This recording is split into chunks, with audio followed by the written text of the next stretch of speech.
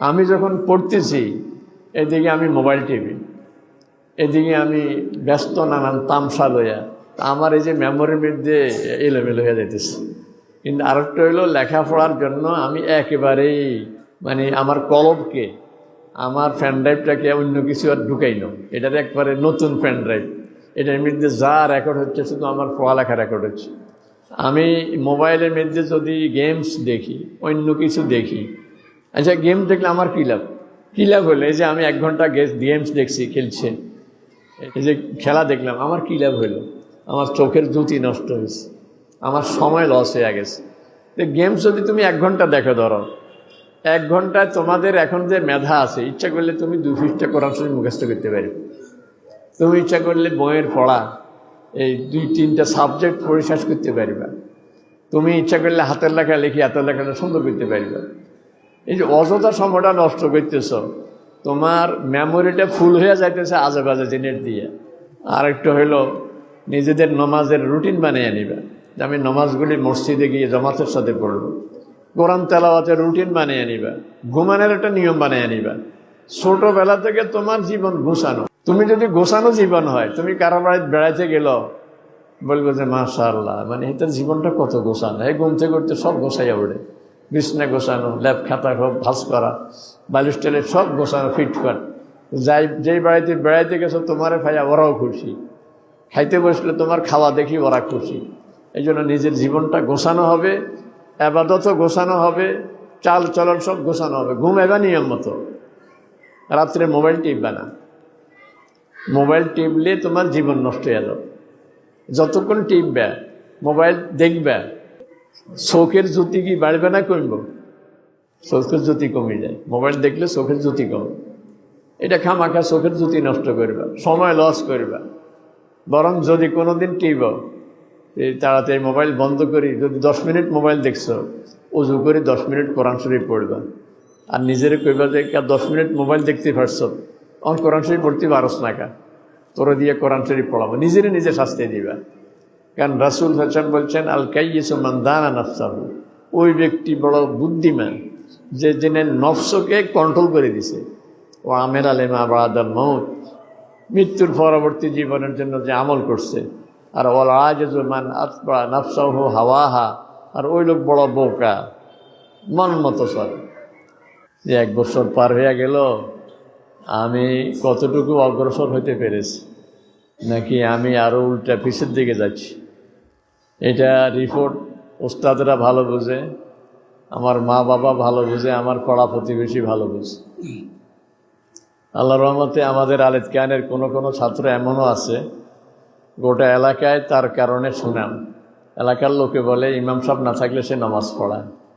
এবং এই ছেলেটা মসজিদে প্রত্যেক দিন আগে আসে এবং আক্কাতেরা নামাজ পড়ে, নিয়মিত নামাজ পড়ে। যদি আবার কেউ এমন হয় যে এলাকার লোক বলে কই এতকানের কেউ এখানে পড়ে বলে, তো আমরা জানিও না, কারণ মসজিদে ওকে কেউ দেখে না। মা বাবাও তাকে নিয়ে হতাশ, যে নামাজের সময় সে মসজিদে যায় না, তাকে ঘুম থেকে উঠানো যায় না, ফজরের নামাজটা ঠিকমতো সে পড়ে না। তাহলে এখন দেখব যে আমি গতবারের তুলনায় একটু অগ্রসর এবার, যে না আগে মসজিদে যেতাম না, এখন যাই। মা বাবা বলে যে না আগের চেয়ে সে ভালো। কারো কারো ব্যাপারে মা বাবা এরকম রিপোর্ট আমাদের কাছে দেয় যে হুজুর এতকানে ভর্তি করার পরে আমূল পরিবর্তন। সেদিন এক গার্জিয়ান আমাকে বলতেছে যে আমার সন্তান এতকানে, হুজুর শুধু তার লেখাপড়া না, তার চাল চলন পাল্টে গেছে। আমাদের কাছে খুব ভালো লাগে তখন। বলছে ঘরের মধ্যে তার চাল চলন আগের মতো নেই, এখন অন্যরকম হয়ে গেছে। লেখাপড়ায় সে আগের চেয়ে অনেক আগ্রহী হয়ে গেছে। এগুলি শুনলে আমাদের ভালো লাগে। এই জন্য আমি কতটুকু অগ্রসর হয়েছি। আগে আমি আরবি পারতাম না, এখন আরবি পারি, কিতাব দেখে দেখি পড়তে পারি। যদি এমন হয় যে এতকানের একজন 10ম শ্রেণীর ছাত্র, 9মের ছাত্র, সে যে কোনো আরবি কিতাব পড়লে এখন জবর জের লাগে না, নিজে নিজে পড়তে পারে, তাহলে বোঝা গেছে সে অনেকটা আগে গেছে।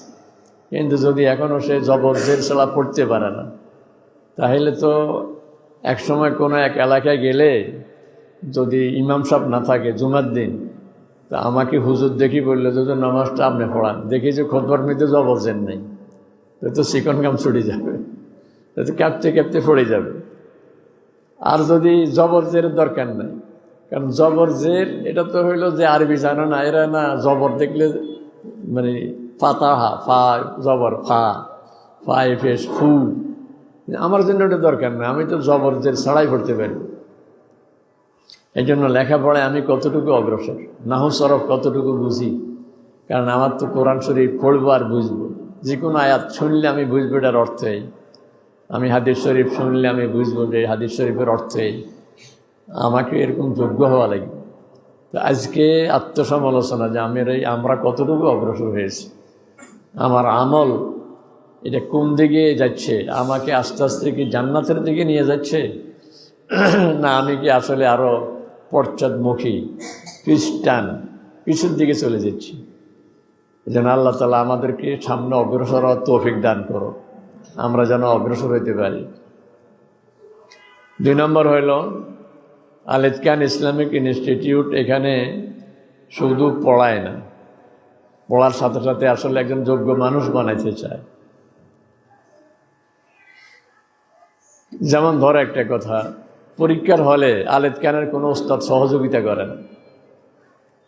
আমাদের টুমচার মাদ্রাসায় আমি যখন প্রিন্সিপাল ছিলাম, লক্ষ্মীপুর হলে যেতাম আমি ছাত্রদেরকে দেখার জন্য, কিন্তু আমি হলে ঢুকলে একটা আওয়াজ শুনতাম, এই টুমসার হুজুর আসে, টুমসার হুজুর আসে, মানে নকল সব লুকাইয়া ফেলো।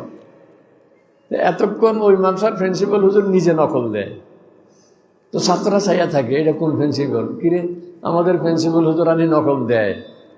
আর এই হুজুরের কথা প্রিন্সিপাল হুজুরও বলে, ওস্তাদরা বলে টুমসার হুজুর আছে, টুমসার হুজুর আছে। বুঝো না, আমাদেরকে দেখলে আতঙ্ক যে টুমসার হুজুরা নকল দেয় না, বড় উল্টা নকল ধরে।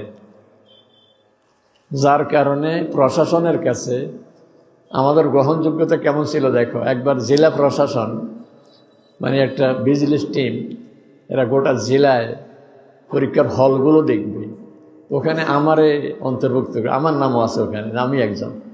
তো রামগঞ্জ গেছি কলেজের পরীক্ষা দেখতে, তো কলেজওয়ালারা কয় আমরা কোন কলেজের প্রফেসর। এছাড়া মনে হচ্ছে কলেজের পরীক্ষা দেখতে আসছে মাস্টার প্রিন্সিপাল, এটা তো চিন্তা করে নাই। এই দেখো আমার প্রতি আস্থা কতটুকু করে। রামগতিতে এক মাদ্রাসায় আমার এক ছোট ভাই মানুষের ইন্টারভিউ দিবে, তো প্রশ্ন করতে দিয়েছে জেলা প্রশাসক আমার, ডিসি সাহেব বললো যে প্রশ্নটা আপনি করে দিয়েন, কালকে ওখানে পরীক্ষা আছে। আমি বললাম যে স্যার আমার ছোট ভাই ওখানে পরীক্ষা দিব, তো প্রশ্ন আমি করবো, এটা কেমন হয়? আপনার ভাই হোক আর আপনার ছেলে হোক, আপনার ব্যাপার আমাদের বিশ্বাস আছে, আপনি 2 নম্বরই করতে হবে, প্রশ্ন আপনি করবেন। এবার বুঝো প্রশাসন কত বিশ্বাস করে। আমরা যে পরীক্ষার হলে নকল দিই না, যে গোটা প্রশাসন জানে।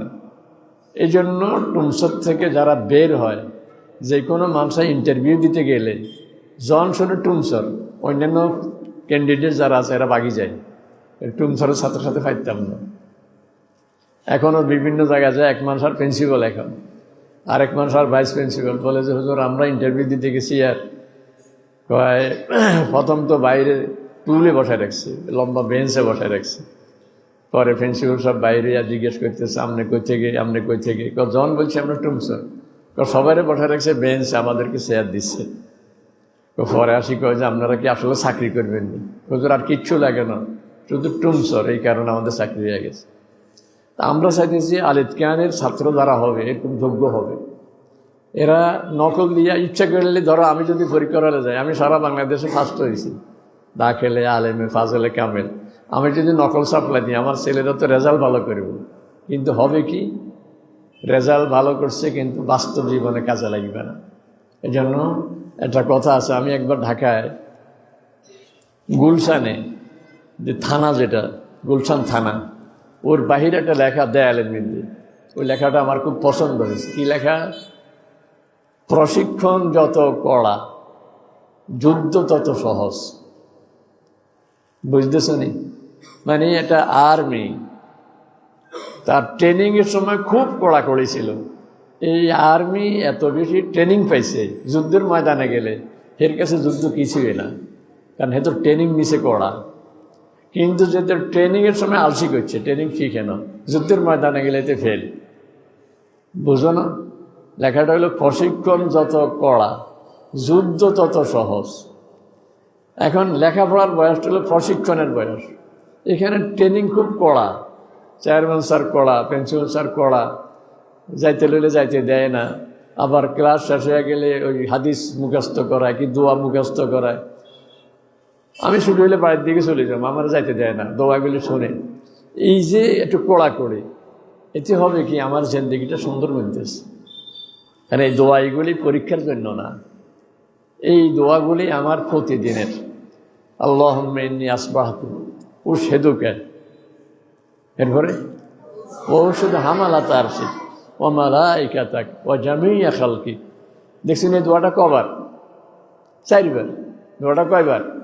4 বার। মানে কেন 4 বার? কারণ আমি 4 জনকে সাক্ষী বানাইছি, 4 জনকে 4টা কপি দিতে হবে।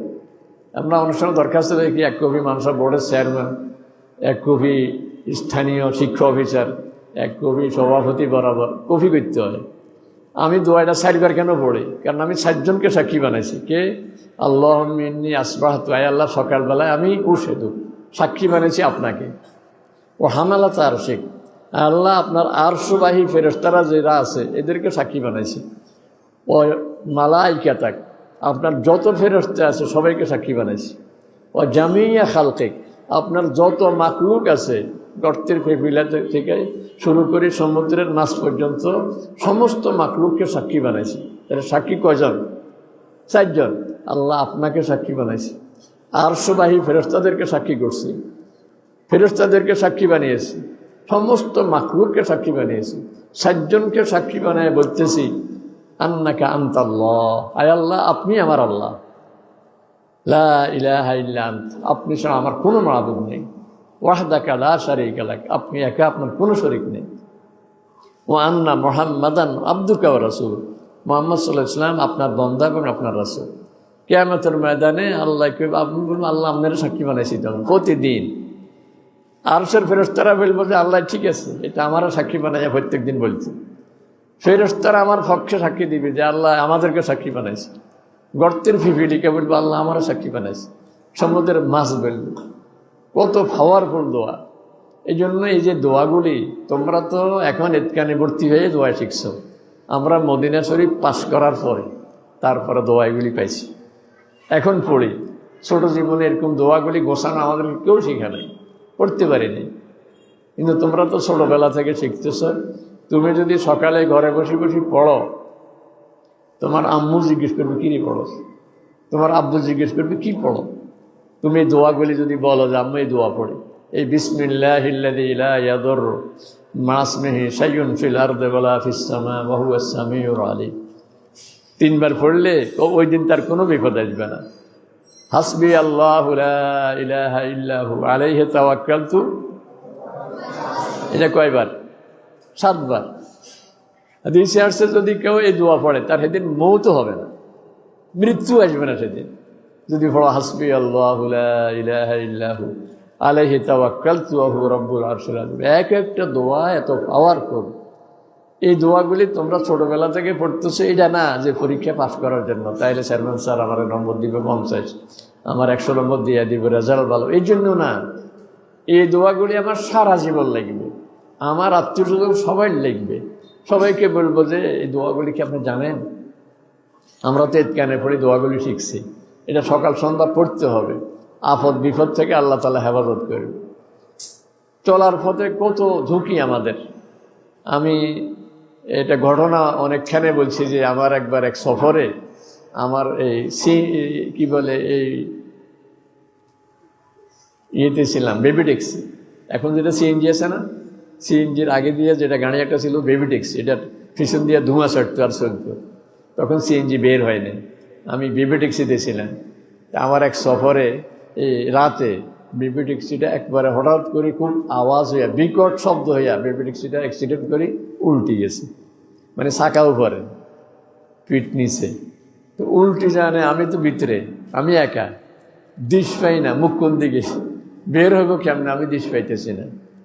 এমন সময় কিছু লোক আসছে লাইট টাইট নিয়ে, এরা আসা লাইট মারতেছে, ওরা সিএনজিরে উস্কাই করে, বেবি ট্যাক্সিরে লাড়ে। তা আমি বললাম ভাই আগে আমারও বাইর করেন।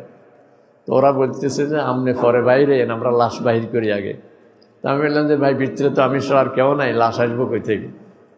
তো ওরা টানি আমার বাইর করছে। বাইর করি রাতের বেলা, তো এরা লাইট টাইট মানে আমার দেখে, মানে কোন দিয়ে রক্ত, কোন দিয়ে আমার ভাঙছে, এগুলি দেখে যে আমার কোনো শরীরে কিছু আলামত নাই, রক্ত রক্ত নাই। আমি আবার দধি কিনছিলাম 3টে, দধির ফাতিলগুলি আমার হাতের মধ্যে ধরা, এগুলি ভাঙ্গেও না। তোরা আশ্চর্য হয়ে গেছে, কয় হুজুর আমরা আসতে এই খেয়ালে আসছি, এর আগে এবার এখানে 2বার অ্যাক্সিডেন্ট হয়েছে, 2বার আসি আমরা মরা লাশ পাইছি।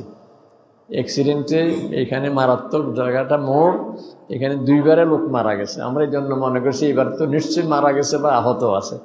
আপনার দেখি কিছুই হয়নি, একটু কোনোখানে ফাটেও নাই, কিছুই হয়নি।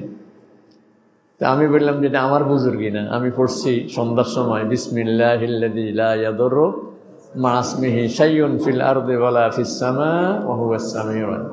এটা আমি না, যেই কোনো লোক যদি পড়ে তাহলে আল্লাহ তাআলা তার হেফাজতের দায়িত্ব নিয়ে নেন। দোয়ার অ্যাকশন, এটা আমার অ্যাকশন না, দোয়ার বরকত। এরা আশ্চর্য হইয়া রসিকতা করি, কয়ে হুজুর ওর ওই দধির ফাতিল তো ভাঙে না, এগুলি অক্ষত। সিএনজি বেবি ট্যাক্সি ছিল, বেবি ট্যাক্সিটা উল্টে যায়, ফার্স্টগুলি ছুটি এদিক সেদিক হয়ে গেছে। এখন আমি বললাম তাহলে যাওয়ার তো কোনো পথ নাই, আমি যে আত্মীয়ের বাড়িতে বেড়াইতে গেছি বা দেখতে গেছি, আমি বললাম তাহলে ওই বাড়িতে ফিরে যাই, রাত্রে করিয়া যাবো কেমনি? বেবি ট্যাক্সিওয়ালা বলে হুজুর দেখি আমি একটু চেষ্টা করি। হেতে ফার্স্ট খুঁজি খাজি লাগাই দিচ্ছে যে বেবি ট্যাক্সি উঠে গেছে, বেবি ট্যাক্সির কিছু হয়নি। তাহলে এই শুধু দোয়াটা কত পাওয়ারফুল দোয়া, বিসমিল্লাহিল্লাযী লা ইয়াদুররু মা ইসমিহি শাইউন ফিল আরদি ওয়ালা ফিস সামা ওয়া হুয়াস সামিউল। তো তোমরা মনে করতেছো এগুলি কেন পড়ায়, এগুলি কেন? আমি পড়বো কোরআন শরীফ, আমি পড়বো হাদিস শরীফ, আমি পড়বো অঙ্ক, আমি পড়বো বিজ্ঞান, ইংরেজি, এইগুলি আমাদেরকে হুজুরে কড়াকড়ি করে বেশি। এই জন্য প্রশিক্ষণ কড়া, যুদ্ধ সহজ। বুঝলেন? ওই যে দেয়ালে লেখাটা কি, প্রশিক্ষণ যত কড়া যুদ্ধ তত সহজ। তুমি এগুলির উপর আমল করে যাও, দেখবে যে যুদ্ধ জীবন মানে তোমার তো বাস্তবতার সঙ্গে যুদ্ধ। তুমি এরপরে এখান থেকে পাস করি, তুমি কেউ চাকরিতে, কেউ ব্যবসাতে, কেউ অন্য কোনো কাজে বিদেশ যাবে, যেই কাজে তুমি থাকো, দেখবা যে তোমার জীবনটা গোছানো হোক। আমি একটা দোয়ার কথা বলি, রাসূল সাল্লাল্লাহু আলাইহি ওয়াসাল্লামের একটা দোয়া, আল্লাহুম্মা আসলিহ লানা দীনানা আল্লাযী হুয়া ইসমাতু আমরিনা ওয়া আসলিহ লানা দুনিয়ানা আল্লাতী ফীহা মাআশুনা ওয়া আসলিহ লানা আখিরাতানা আল্লাতী ইলাইহা মাআদুনা। আয় আল্লাহ, আমার দিনদারি মানে আমার নামাজ পড়া, কোরআন তেলাওয়াত করা, আমার চালচলন, মা বাবার সঙ্গে চালচলন, আসা যাওয়া, প্রতিবেশীর সাথে চালচলন, দিনদারি যেটাকে বুঝায়, আল্লাহ এটাকে আপনি গুছাইয়া দেন, যেন আমি নামাজগুলি সময় মতো পড়তে পারি, কোরআন তেলাওয়াত করতে পারি, আচরণ সুন্দর করতে পারি। এরপরে আল্লাহ আমার দুনিয়াকেও গোছাইয়া দেন। তাহলে বোঝা গেল যদি আমার 1 নম্বর ছিল দিনদারি, যদি এটা গোছানো হয় তাহলে আমার দুনিয়াটা গোছানো হয়ে যাবে। যেমন একজনের সকালবেলায় ফজর নামাজ পড়ে, তার তো সময় বরকত হয়ে যাবে, সে একটু কোরআনও পড়তে পারবে, কিতাবও পড়তে পারবে, মাথা সময় মতো যেতে পারবে, সব কিছু গোছানো। তার নাস্তা করা, তার খাওয়া, একজন উঠে দেরিতে নাস্তা করে 12টায়, তাইলে তো গোছানোর জায়গাতে অগোছানো হয়ে গেছে না, এলোমেলো হয়ে গেছে না? এই জন্য দিন গোছানো, দুনিয়াও গোছানো। দিন দুনিয়া যদি গোছানো হয় তাহলে এর পরের অংশ হইল ও আসলিহ লানা আখিরাতানা, আয় আল্লাহ আমার আখিরাতটা গোছাইয়া দেন। তাহলে দেখবে যে তোমার আখিরাত গোছানো, তোমার কবর রেডি হয়ে আছে। কিরকম? মানে তোমার অপেক্ষা করতেছে। কবরে যখন যাবে দেখবে যে বিছনা জান্নাতের, জানালা জান্নাতের দিকে খোলা, তোমার একটা আরামের জায়গা, নিরিবিলি ঘুমাবে, আর হাসর কায়েম হয়ে যাবে। হাসর ময়দান দেখবে গোছানো, সব মানুষ ছুটাছুটি, কেউ কাউকে চেনে না, বাপ ছেলেকে চেনে না, কিন্তু তোমার গোছানো, তোমাকে আর সাজিমের ছায়াতে চেয়ারে বসে রাখছে, নিরিবিলি বসে থাকেন, সময় মতো নিয়ে যাবো। পুলসেরাত পার হওয়া তোমার জন্য সহজ, জান্নাত তোমার অপেক্ষায় আছে। এই জন্য সব গোছানো। এই জন্য এই জ্ঞান চাইতেছে তোমাদেরকে একটা আদর্শ মানুষ বানিয়ে দিতে। লেখাপড়া যতটুকু হচ্ছে, সবচেয়ে লেখাপড়ার চেয়ে দামি জিনিস হলো নীতি নৈতিকতা শিখা। তোমরা বাংলাদেশের একজন বড় আলেম শেখ আহমদুল্লাহর নাম শুনছো না?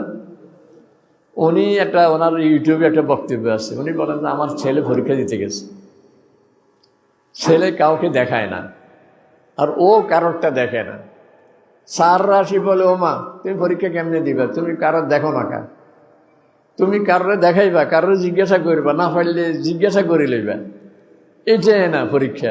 তুমি তো কারোর দেখাও না, নিজে কারোর দেখাও না, এটা কি পরীক্ষা দেয়? শেখ আহমদুল্লাহকে আমার ছেলেরা আমি বলে দিছি, বাবা তোমার এই ফেলার দরকার নাই, তুমি নীতি শিখবে, যে আমি নকল করবো না পরীক্ষার হলে। কারণ তুমি নীতি নৈতিকতাটা জরুরি, এই ফেলাস জরুরি নয়। আল্লাহ দেখতো না যে তুমি এই ফেলাস পাইছো নি, আল্লাহ দেখবো যে তুমি মানুষ বনিয়ে আসছো। এখন আমি কি মানুষ বনতে চাই? একটা কবির ভাষায়, জিস পর খোদ খোদা কো ভি হো নাস ও ইনসান হো মাই, আমি এমন মানুষ বনতে চাই যাকে নিয়ে আমার শুধু মা বাবা নয়, আমার নিয়ে ইতকান নয়, আমাকে নিয়ে স্বয়ং আল্লাহ কিয়ামতের ময়দানে বলবে যে আমার এই বান্দাকে দেখো, সে কিভাবে এই বয়সে এত আমল করতে পারছে, তার জীবন কিভাবে এত গোছানো হয়েছে, সে পারছে, তোমরা পারো নাই কেন? এরকম একটা গোছানো জিন্দেগি যেন আমাদের হয়। এই জন্য ইতকানের কড়াকড়ি। তোমরা বাহিরে যাইয়া বলো যে না ইমাম সাহেব ভালো না, বেশি কড়াকড়ি। কি বলো? বেশি কড়াকড়ি। আমি তো দেখি চেয়ারম্যান স্যার তোমাদের ডাকে, মেয়েদেরকে ডাকে, দোয়া মুখস্থ করায়, না হলে আবার পড়ো আবার পড়ো। আমি চিন্তা করি এদের কত সৌভাগ্য, এদের দোয়াগুলি মুখস্থ করে দিচ্ছে, আমাদেরকে ছোটবেলায় কেউ মুখস্থ করা দেয় নাই। এর মধ্যে যারা আগ্রহ করে পড়ে তারা তো একদিনে মুখস্থ হয়ে যায়। এটা কি এখানে পরীক্ষা দেওয়ার জন্য না সবসময় পড়ার জন্য? কি কর, সবসময় পড়ার জন্য। তুমি সবসময় সন্ধ্যায় পড়বা, সকালবেলায় পড়বা। 2 নম্বর হইল এই পড়া যে মুখস্থ হয়, মেমোরি যেটা, যে মেমোরিতে সংরক্ষিত থাকে পড়াটা, এটা কোথায়? তোমাদের এই যে কি বলে ছোট্ট একটা ফ্যান ড্রাইভ, ফ্যান ড্রাইভ কয় না, এই যা হয় সব ফ্যান ড্রাইভে করে নিয়ে চলে যাওয়া যায়, তাই না? ছোট্ট একটা জিনিস, এটার মধ্যে সব রেকর্ড আসেনি। আমার যে পড়াগুলি এগুলি মুখস্থ হয় যে জায়গাতে, আমার এই মেমোরিটা হলো আমার কলম। কোথায়? এখন একটা বয়ান রেকর্ড হওয়ার সময় যদি এখান দিয়ে গান বাজে, এখান দিয়ে তামসা চড়ে, এখান দিয়ে ভোলাফানে কথা কয়, তাইলে রেকর্ডের মধ্যে সব রেকর্ড হয়ে যাবে না? ওয়াজ বোঝা যায় না, কিরে এই কথা কয়, নাচ গানে এখান দিয়ে এটা হয় সেটা হয়, সব অফ করা দিয়ে তো রেকর্ড হয়। আমি যখন পড়তেছি এদিকে আমি মোবাইল টিভি, এদিকে আমি ব্যস্ত নানান তামসা লইয়া, আমার এই যে মেমোরির মধ্যে এলোমেলো হয়ে যাইতেছে। কিন্তু আরেকটা হইল লেখাপড়ার জন্য আমি একেবারেই মানে আমার কলমকে, আমার ফ্যান ড্রাইভটাকে অন্য কিছু আর ঢুকাইল, এটার একবারে নতুন ফ্যান ড্রাইভ। এটার মধ্যে যা রেকর্ড হচ্ছে শুধু আমার পড়ালেখা রেকর্ড হচ্ছে, আমার পড়ালেখা ওইটাই রেকর্ড হচ্ছে। তাহলে দেখবা যে অল্প সময়ে অনেক কিছু মুখস্থ হয়ে যাবে, সব সংরক্ষিত থাকবে। কিন্তু পড়ালেখার পাশাপাশি আমি মোবাইল টিভি, আমি মোবাইলের মধ্যে যদি গেমস দেখি, অন্য কিছু দেখি, আচ্ছা গেম দেখলে আমার কী লাভ? কী লাভ হলো? এই যে আমি 1 ঘন্টা গেমস দেখছি, খেলছে, এই যে খেলা দেখলাম, আমার কী লাভ হইলো? আমার চোখের জ্যোতি নষ্ট হয়েছে, আমার সময় লস হয়ে গেছে। গেমস যদি তুমি 1 ঘন্টা দেখো, ধরো 1 ঘন্টায় তোমাদের এখন যে মেধা আছে, ইচ্ছা করলে তুমি 2 পৃষ্ঠা কোরআন শরীফ মুখস্থ করতে পারবে। তুমি ইচ্ছা করলে বইয়ের পড়া এই 2-3টা সাবজেক্ট পড়ে শেষ করতে পারবে। তুমি ইচ্ছা করলে হাতের লেখা লিখে হাতের লেখাটা সুন্দর করতে পারবে। এই যে অযথা সময়টা নষ্ট করতেছ, তোমার মেমোরিটা ফুল হয়ে যাইতেছে আজে বাজে জিনিস দিয়ে।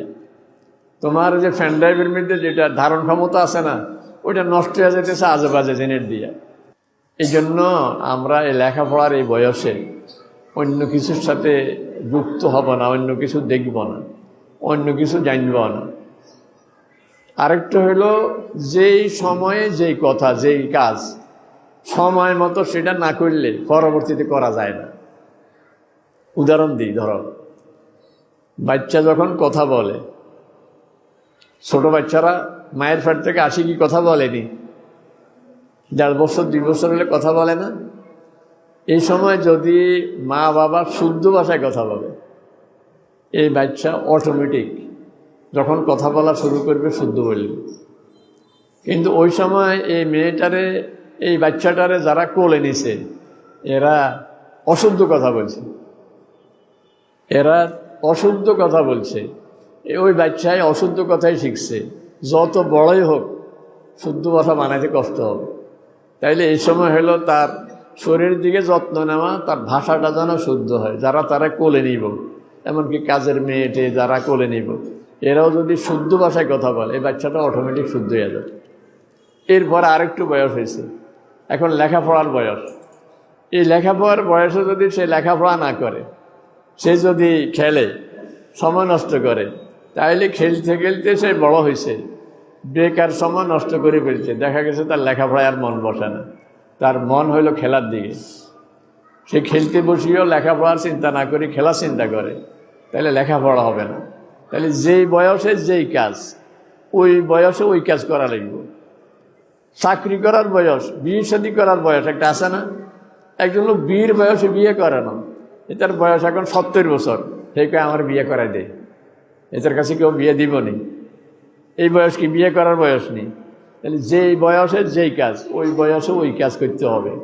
এখন তোমাদের বয়স হলো লেখাপড়া, তোমরা লেখাপড়া করো, ভালো ছাত্র হও, ভালো যোগ্য হও, দেখবে যে তোমরা চাকরি খোঁজা লাগবে না। তুমি চিন্তা করো লেখাপড়া করে কী করব, তোমাদেরকে চাকরি খুঁজব, তোমাদেরকে মানুষে খুঁজি বের করব।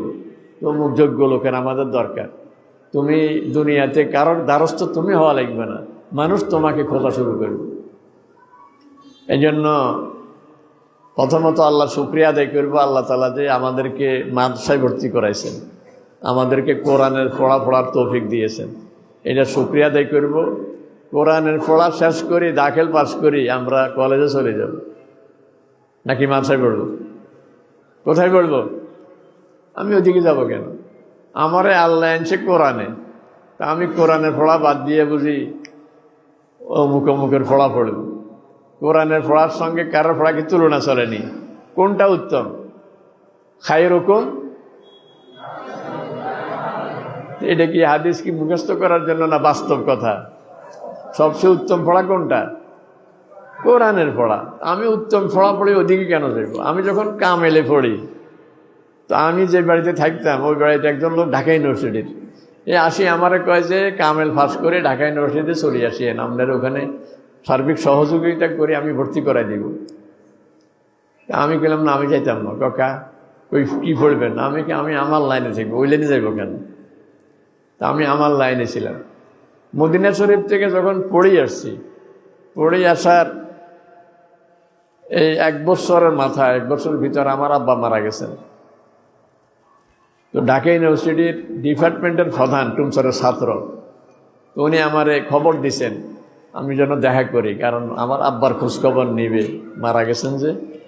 তো এই জন্য আমি ওনার সাথে দেখা করতে গেছি। আর খোঁজখবর নিয়ে হঠাৎ করে উনি প্রশ্ন একটা বাইর করে দিছে, কয় যে আপনি একটু উত্তর করে লিখে দেন আমার সামনে, আপনারা MA ভর্তি করাই দিব। ঢাকা ইউনিভার্সিটি থেকে MA পাস হবেন, এরপরে PhD করবেন ঢাকা ইউনিভার্সিটিতে। আমি বললাম যে না, আমার লাগবে না, আমি যেটা পড়ে আসছি, আমি পড়ছি মদিনা শরীফের পড়া, এখন বুঝি ঢাকা ইউনিভার্সিটির পড়া পড়বে। আমি পড়ে আসছি আল্লাহ রাসূলের পড়া, এখন বুঝি এটা পড়বো। ভর্তি হইনি, আমি ঢাকা ইউনিভার্সিটিতে পড়েই নেই। আমি আমার এই লাইনে ছিলাম।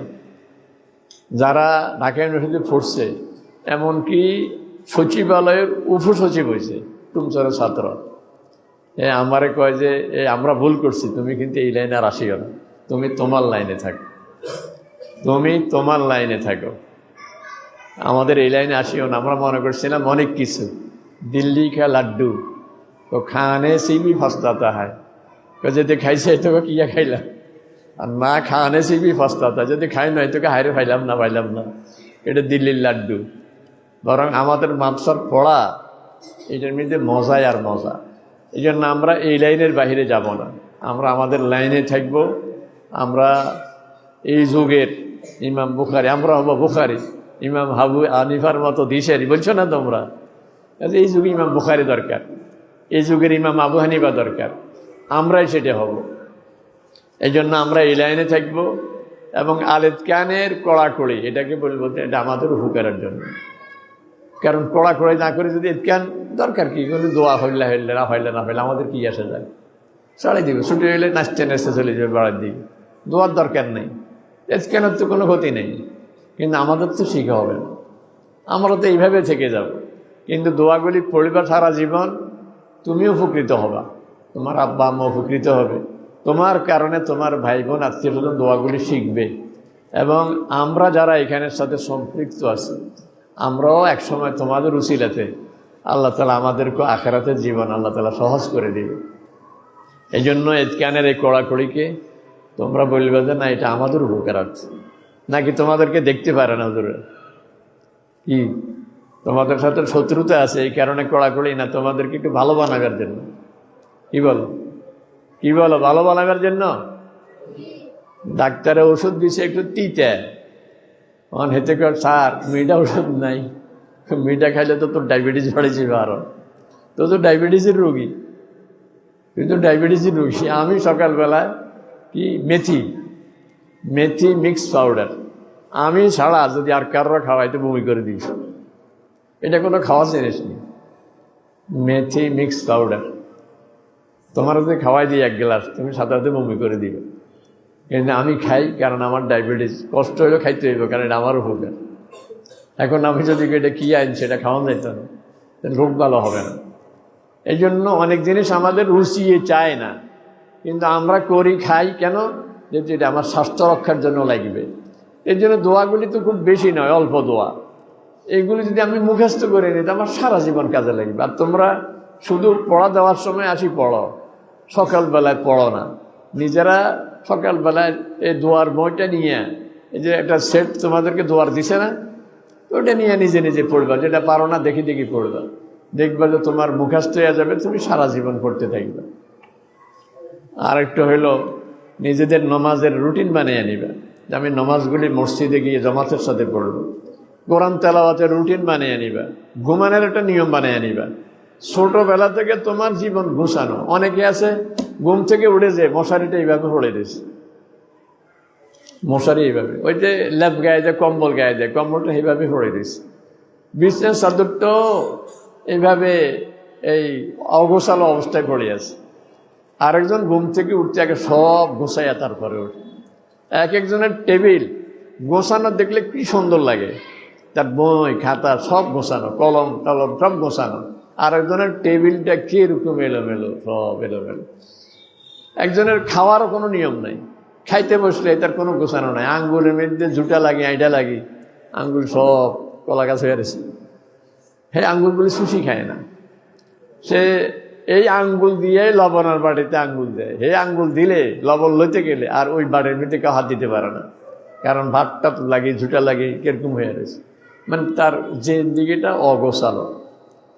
তুমি যদি গোছানো জীবন হয়, তুমি কারো বাড়িতে বেড়াইতে গেল, বলবো যে মাশাআল্লাহ, মানে এটার জীবনটা কত গোছানো। এই ঘুমতে করতে সব গোছাইয়া ওঠে, বিছনা গোছানো, ল্যাপ খাতা সব ভাঁজ করা, বালিশ টেলে সব গোছানো, ফিটফাট। যেই বাড়িতে বেড়াইতে গেছো তোমারে ভাইয়া ওরাও খুশি, খাইতে বসলে তোমার খাওয়া দেখি ওরা খুশি। এই জন্য নিজের জীবনটা গোছানো হবে, আবাদতও গোছানো হবে, চাল চলন সব গোছানো হবে। ঘুমাইবা নিয়ম মতো, রাত্রে মোবাইল টিপবে না। মোবাইল টিপলে তোমার জীবন নষ্ট হয়ে যাবে। যতক্ষণ টিপবে, মোবাইল দেখবে, চোখের জ্যোতি কি বাড়বে না কমবে? চোখের জ্যোতি কমে যায়, মোবাইল দেখলে চোখের জ্যোতি কমে। এটা খামাখা চোখের জ্যোতি নষ্ট করবা, সময় লস করবা। বরং যদি কোনোদিন টিপ তাড়াতাড়ি মোবাইল বন্ধ করি, যদি 10 মিনিট মোবাইল দেখছো, উজু করে 10 মিনিট কোরআন শরীফ পড়বা। আর নিজের কইবা যে 10 মিনিট মোবাইল দেখতে পারছ, অন কোরআন শরীফ পড়তে পারস না, কা তোরে দিয়ে কোরআন শরীফ পড়াবো, নিজেরই নিজে শাস্তি দিবা। কারণ রাসূল হাসান বলছেন, আল কাইয়িসু মান দানা নাফসাহু, ওই ব্যক্তি বড় বুদ্ধিমান যে জেনে নফসকে কন্ট্রোল করে দিছে। ও আমের আলেমা বাদাল মউত, মৃত্যুর পরবর্তী জীবনের জন্য যে আমল করছে। আর ওয়াল আজিজু মান আতবা নাফসাহু হাওয়াহা, আর ওই লোক বড় বোকা, মন মতো চলে। ঘুম থেকে উঠে কতক্ষণে? মন মতো। কতক্ষণে উঠে? তোমরা গরু দেখছো নি? গরু চেনো নি? গরু ফালেনি তোমাদের কেউ? তোমাদের বাইরের আশপাশে কেউ গরু ফালেনি? আমরা ছোটবেলায় গরু পালছি, দুধের জন্য দুধের গাভী ফেলছি। গরুয়ে ঘুম থেকে উঠে কখন? গরু শুয়ে থাকে। গৃহস্থে যখন ঘাস কাটা তার সামনে নেয় তো লাফ দিয়ে উঠে যায়। তাহলে গরু ঘুম থেকে ওঠে কী জন্য? ঘাস খাওয়ার জন্য ওঠে। আবার মাঝে মধ্যে গরু ঘুম থেকে উঠে গরুর পায়খানা পেশাবে ধরলে দাঁড়াইয়া পায়খানা করে পেশাব করে। তাহলে গরু ঘুম থেকে উঠে দুই কারণে, কী কারণে? ঘাস দেখলে অথবা পায়খানা পেশাবে ধরলে।